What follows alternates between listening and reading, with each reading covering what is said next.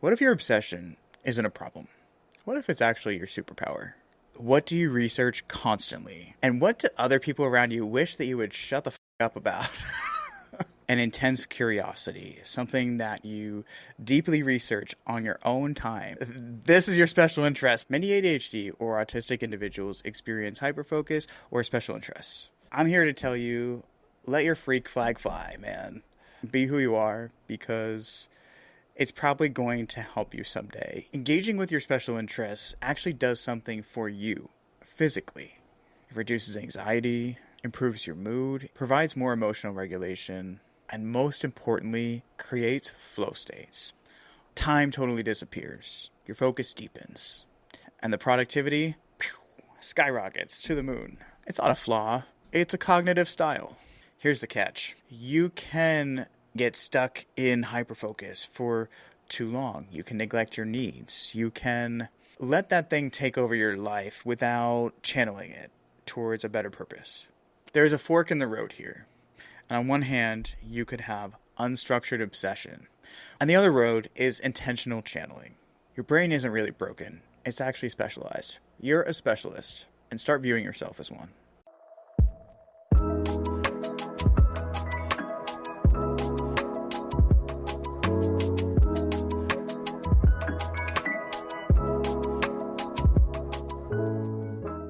Whenever someone brings up that one topic and you start sharing about what you know about it, everybody else goes, oh, God, here you go. You got them going again. If that's you, you need to listen to this. What if your obsession isn't a problem? What if it's actually your superpower? For me, it's awkward enough to do social settings with multiple people, so I am fucking dying for someone in a social setting to bring up something that I know a lot about so that I can actually communicate a little better. Anything besides small talk, whether it's your deep life story, the crazy thing that happened to you once, or something you're really interested in. I'm just much more engaged when it's something like that rather than small talk. But if you're neurodiverse, you know, and if you're autistic, you definitely know, a lot of us have special interests, these fixations and these topics that we are gratified by studying, even if it's not part of our career or whatever, which is something we'll circle back to later. It's something that really motivates people who are neurodiverse. For me, the first one, I'd say there's some general ones. One, understanding how things work and how they're put together is a huge thing. I love that. But specifically, I love martial arts. Is probably my first love. I'll never forget. I came home with a book after several failed attempts at finding a sport or a something recreational for me to do. My mom was like, I don't want to say she had given up, but she was just kind of feeling a little bit lost, I think, as to what was going to be my thing, so to speak. And then one day I came home with a book from the library about karate.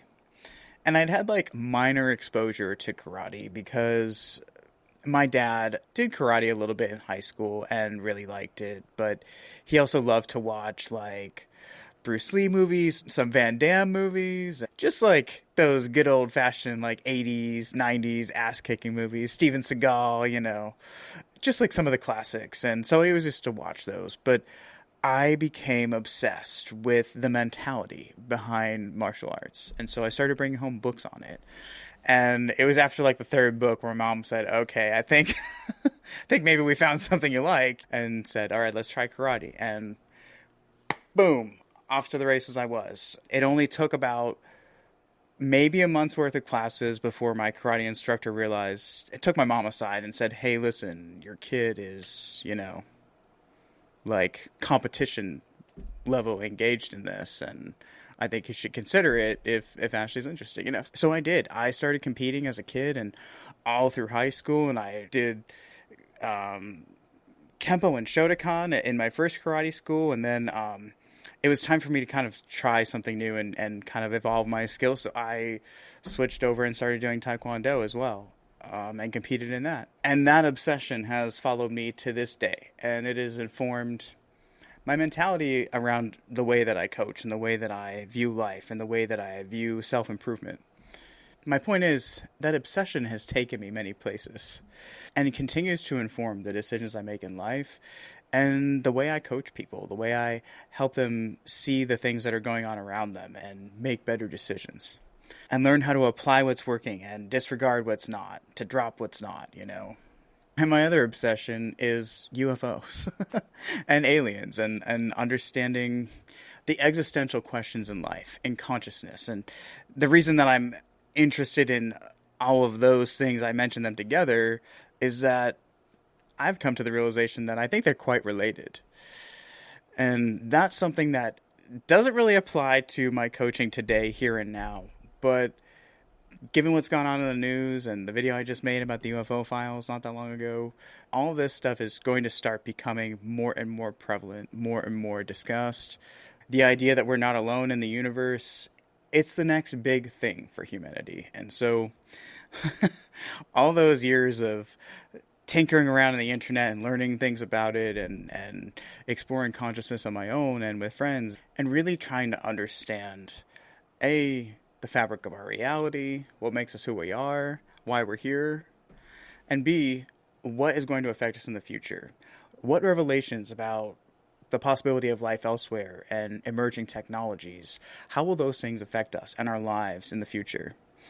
The technological advances we're making, and as well as those big questions of what's out there and why are we here and what are we, you know? All of those things are coming to fruition now. This message is for those of you who are wondering, why the hell do I waste so much time on this specialty that I have decided that is my thing? One, it rewards your nervous system, and it helps keep your nervous system engaged and motivated. So it's important. That's important for you. And B, you just never know what is going to happen in your life, in society, where all of a sudden you might end up being like one of those people that's like, wait. I know about this and I actually have a solution for it. Don't dismiss your own inclinations, your own interests. Even if other people think they're kind of wacky, I've always been the wacky, weird kid, okay? I've been the headphones kid who can't talk about much other than like karate and UFOs and consciousness and the planets and space and random facts about animals or psychology or just other obscure like facts about the world and the universe. I'm here to tell you, let your freak flag fly, man. Be who you are, because it's probably going to help you someday, even if it's going to help you function and have reward systems in your brain, and B, like I said, it might just come to fruition someday that it actually does mean something and it does impact your life and you're able to maybe help a lot of other people, which is the important part.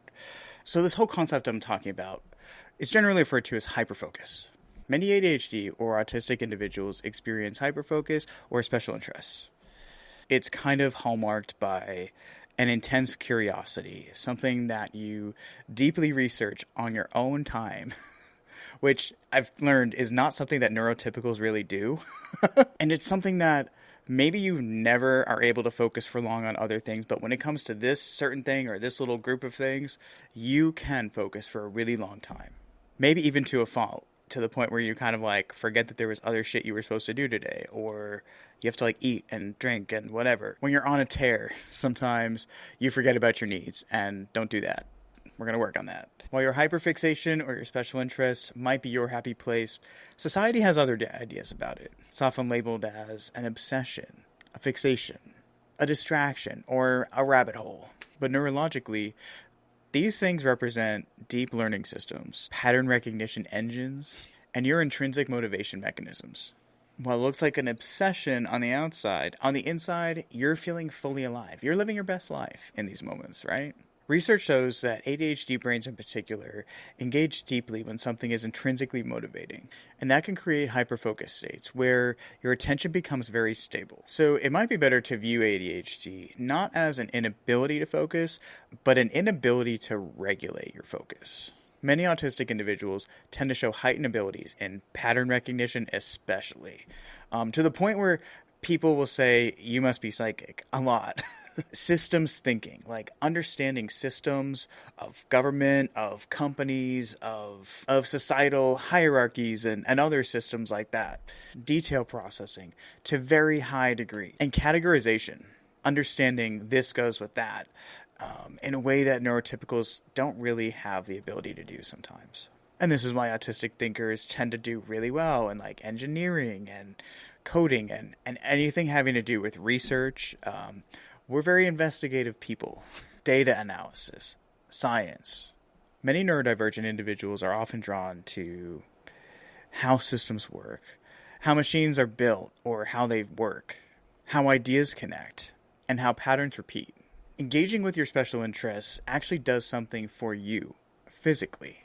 It reduces anxiety, improves your mood, increases confidence, provides more emotional regulation, and most importantly, creates flow states. Hey there, what's up?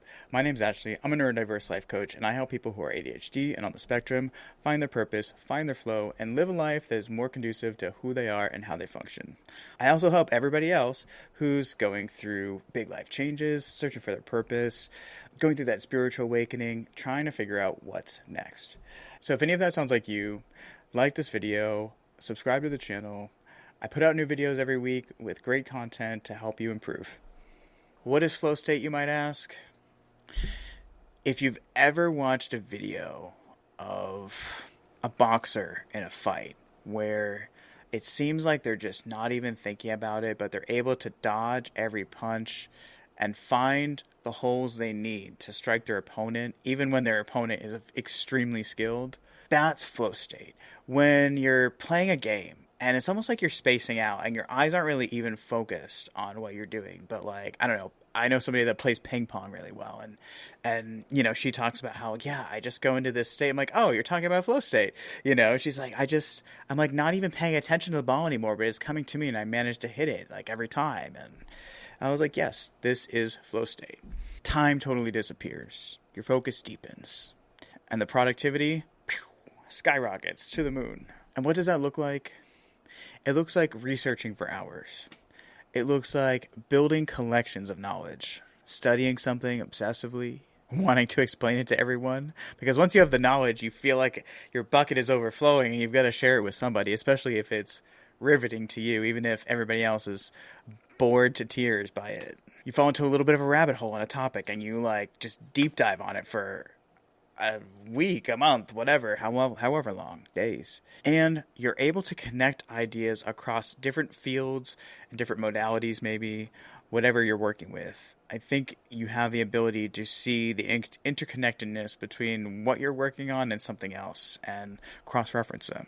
You know, maybe you get a little curious at 9 p.m. and you type something into Wikipedia, and then all of a sudden you look up again and it's like midnight or 2 a.m. and you're like 10 windows deep and you've read all this stuff and now you've got like this whole other, you know, chapter of knowledge that you didn't know you were going to pick up today. It's not a flaw. It's a cognitive style. Because the world out there and everything external is so overwhelming to particularly autistic people, but people who are neurodiverse and experience overwhelm easily. The world out there can be too much. And so what do? We kind of retreat within sometimes and reflect internally. Spend a lot of time deeply thinking, exploring big questions, and noticing subtle patterns in what we're learning about, the world around us. That inquisitiveness can often leave people who are neurodiverse down more of a spiritual path where they aren't uncomfortable about the big questions. Whatever they find, whatever they believe to be true, they accept, even if it makes most people uncomfortable, if it's like an existential fact or something. And this is why many can become interested in philosophy or spirituality or consciousness and energy systems and metaphysics. All the things that I somehow rabbit hole my way into. And not because I got obsessed and I love conspiracy theories or anything like that. It's because I deeply researched and I understood the interconnectedness between certain concepts and that these are things that people from thousands of years ago actually might have had a better grasp on because they weren't so distracted. They had a lot more free time on their hands to think about big concepts that we don't really have the luxury to do today.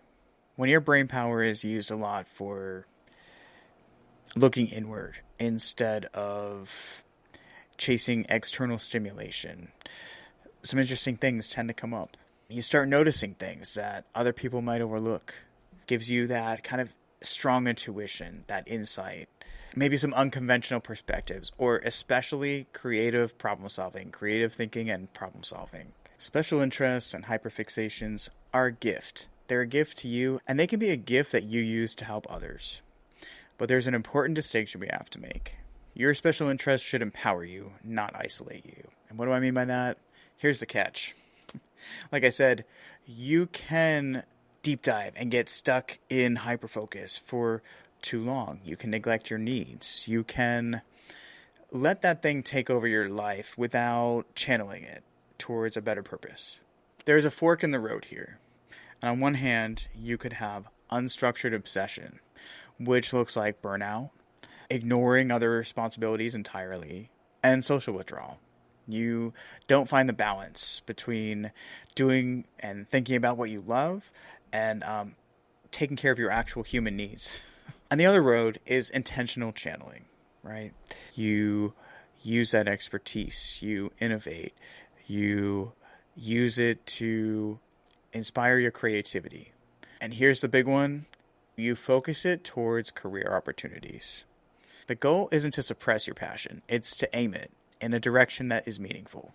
And it's ultimately up to you what you choose to do with that hyperfocus, that special interest.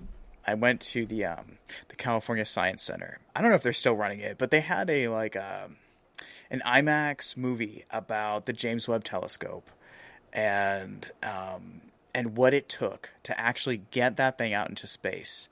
I can't remember how many failure points they said. It's like thousands of failure points, meaning a failure point is if this one mechanism doesn't work, if this one spring fails, if this one little arm doesn't fold out, the whole satellite is a piece of shit and it's not going to do its job. So, and we've spent billions of dollars to hurl it up into space and it's just going to be a piece of space junk floating there.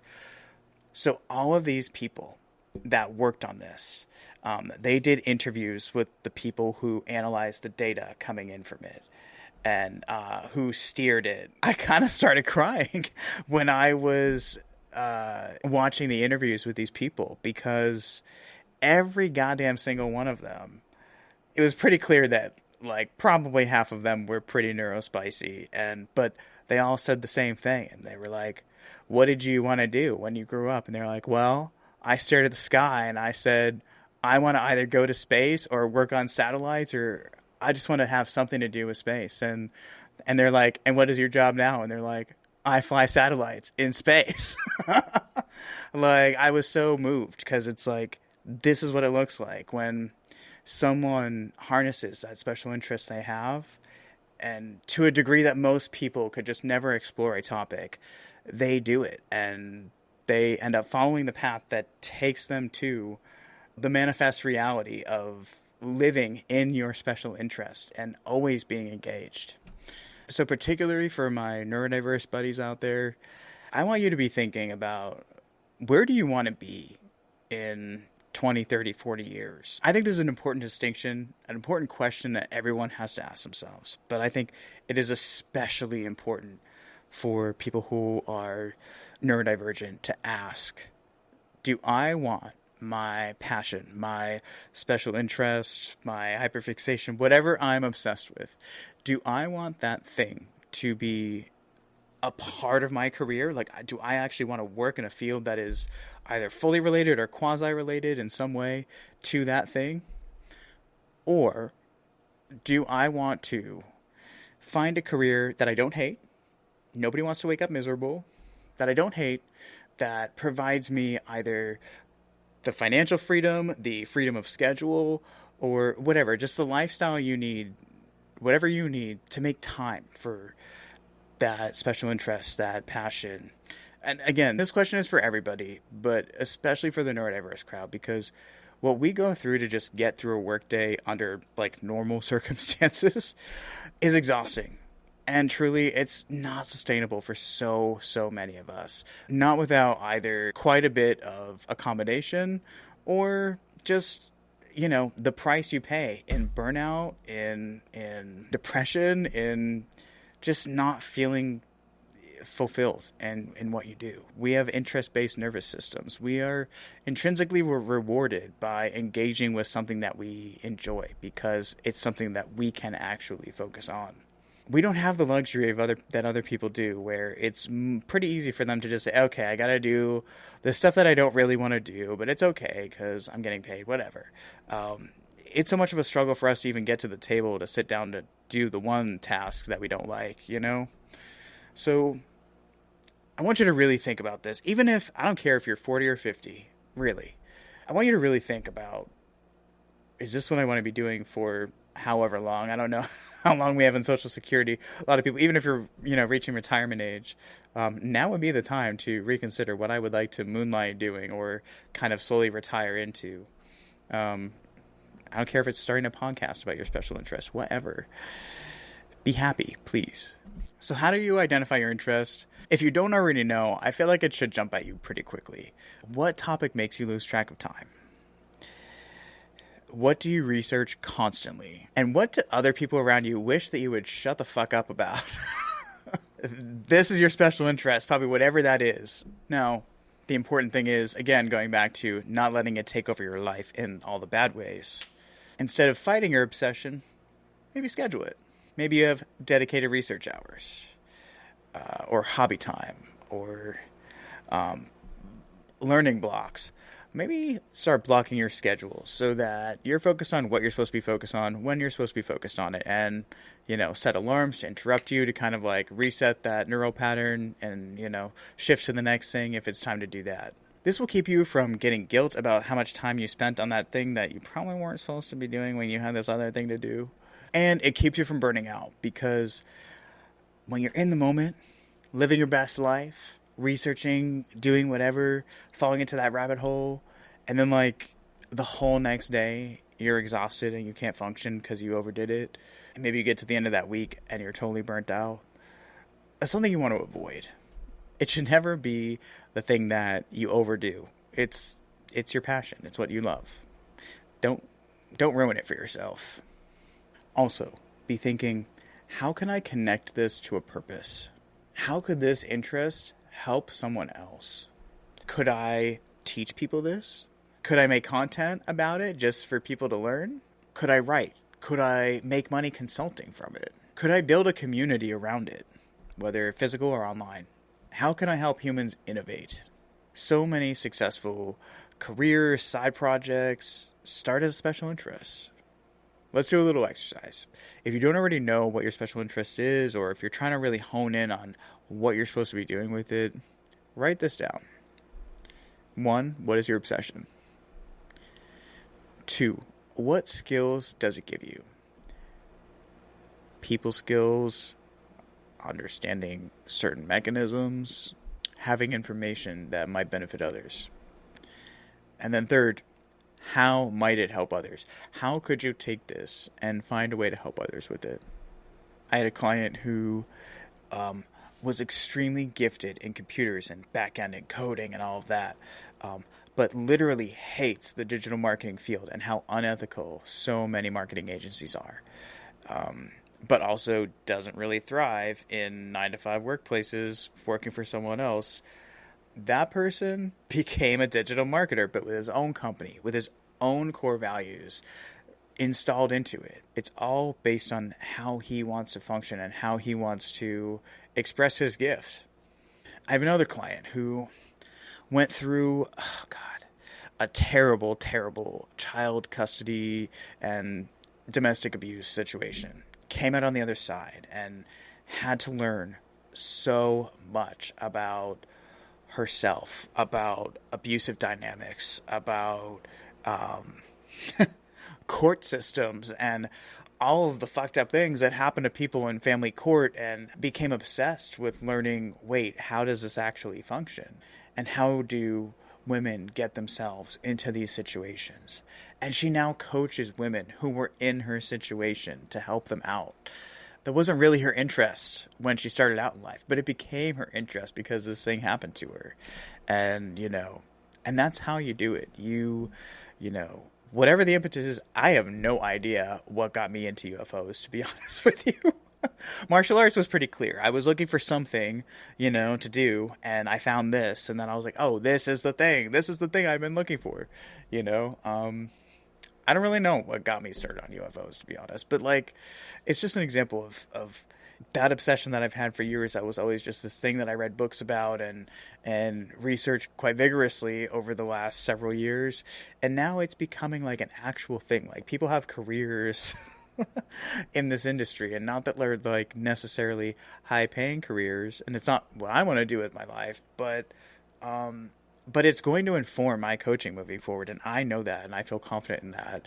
And it makes me feel relaxed because I'm doing something that most other coaches haven't even thought about at this point, and which is a little scary, to be honest, if you're paying attention at all. But yeah, there's a lack of preparation for this event that we are currently experiencing. But I am ready to coach people through that and help them understand this in a way that doesn't seem existential or crazy or scary or anything like that. Information that just might seem like a given to you because you've been down this road for a while might be information that somebody else out there seriously needs.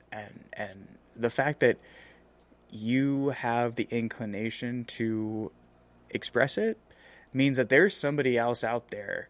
It's an energy exchange. Because you have the urge, the desire to express it, don't hold yourself back from doing it. Don't do someone else out there the disservice who really needs to hear what you have to say. Don't let imposter syndrome be the thing that keeps you from pursuing a special interest, especially. Because like I said, there are people out there that don't have the understanding that you have, and they, could really do with the information, with the insight, with the unique perspective that you might have. What was once your distraction can actually become your direction, and one that really enriches your life and really benefits others, which gives you that fulfillment that most people are looking for in life, in their career. So, your obsession might just be your expertise, passion, your creative engine, or your purpose. Your brain isn't really broken. It's actually specialized. You're a specialist, and start viewing yourself as one. So consider this. What if the thing that you were always told was too much is actually the thing that the world needs more of? Till next time, peace out, Earthlings.